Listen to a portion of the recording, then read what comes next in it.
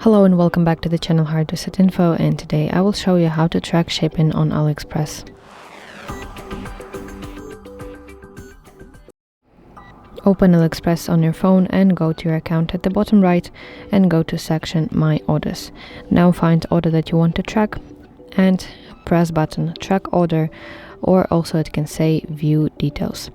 So you should see something that is similar to what I have on my screen. This is a screenshot of tracking information page. So you can see your estimate delivery date, your carrier, your tracking number, and of course your shipping updates. So for example, my screenshot says that shipment is ready for dispatch, but yours can say something like shipped, ready for delivery, arrived at sorting center, etc. It all depends on at which exactly stage your package currently is.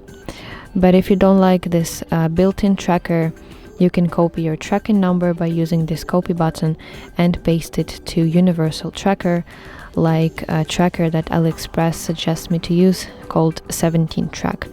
But actually it doesn't really matter which exactly tracker do you use, because they all work according to similar principle.